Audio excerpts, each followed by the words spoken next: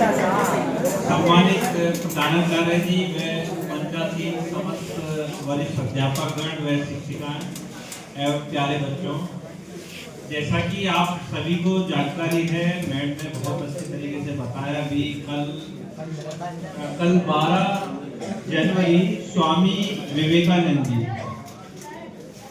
जी का जन्मोत्सव है, जिसको हम युवा दिवस के उपलक्ष्य में मनाते आ रहे हैं काफी लंबे समय से। स्वामी जी का जो जन्म है वो कोलकाता में हुआ था और इनके जो पिताजी थे वो कोलकाता हाई कोर्ट में वकील थे। और स्वामी विवेकानंद जी के काफी किस्से हैं। एक जब स्वामी विवेकानंद जी की बात आती है तो एक शिकागो की महासभा का जिक्र अवश्य होता है। महज 39 वर्ष की आयु में इन्होंने वो लक्ष्य प्राप्त किए जो आज के समय में एक असंभव से दिखाई देते हैं। आज स्वामी विवेकानंद जी का एक किस्सा मुझे याद आ रहा है, मैंने सुना था। स्वामी विवेकानंद एक बार वाराणसी घूमने के लिए गए। जब वो गंगा स्नान वगैरह करके वापस लौट रहे थे तो उनके पीछे कुछ बंदर उनके साथ साथ चल दिए। बंदरों को ऐसा लगा, बंदरों के झुंड को, कि उनके पास कुछ खाने के लिए है। स्वामी जी ने जब अपने पीछे बंदरों के झुंड को चलते हुए देखा तो थोड़े से घबरा गए। और उन्होंने, आमतौर पर होता ही है जब बंदरों का झुंड हो तो सभी धीरे धीरे भागने लगते हैं।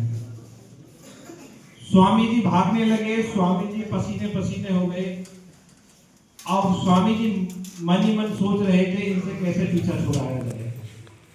जब काफी दूर चलते रहे और बंदरों ने भी हार न मानी तो एक व्यक्ति ने स्वामी जी को आवाज लगाई, स्वामी जी आप रुक जाइए। स्वामी जी रुक गए। स्वामी जी जब रुके वो पीछे मुड़े, बंदरों का जो झुंड था वो तभी भी वहीं बैठा हुआ था उनके पीछे। स्वामी जी ने अपनी आंखें निकाल के बंदरों को लगातार देखते रहे, उनकी आंखों में आंखें डालकर। तब बंदर वहां से भाग गए। स्वामी जी बड़े प्रसन्न हुए और उन्होंने इस बात से एक सीख ली, समस्या से भागने का कोई समाधान नहीं होता। समस्या के सामने डटकर खड़े होकर उसका सामना किया जा सकता है। तो ये कहानी हम सब के लिए भी है। हम आमतौर पर समस्या को देखते ही घबरा जाते हैं। हमें समस्या का सामना करेंगे तभी उसमें हम जीत पाएंगे। एक स्वामी जी की और मुझे छोटी सी घटना याद आ रही है। स्वामी जी एक बार जमशेद टाटा जी के साथ एक जहाज में यात्रा कर रहे थे, अमेरिका ही जा रहे थे वो। जमशेद टाटा जी भारत के उन शुरुआत उद्योगपतियों में से हैं जिन्होंने उस समय उद्योग लगाए।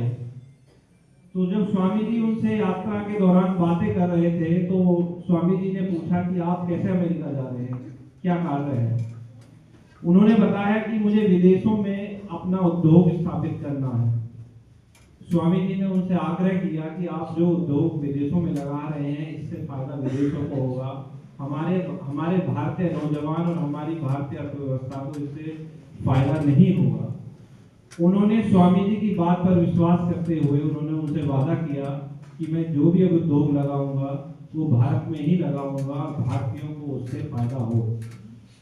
वो उद्योग आज भारत में टाटा नाम से, आप सभी जानते होंगे, टाटा जो रतन टाटा थे अभी उसके मालिक थे, वो अभी शायद पिछले वर्ष उनका देहांत हुआ है। तो स्वामी जी के बहुत किस्से हैं, मुझसे भी आगे वक्ता हैं जो अपनी अपनी बात रखेंगे। इसी के साथ मैं अपनी वाणी को विराम दूंगा। बहुत बहुत धन्यवाद।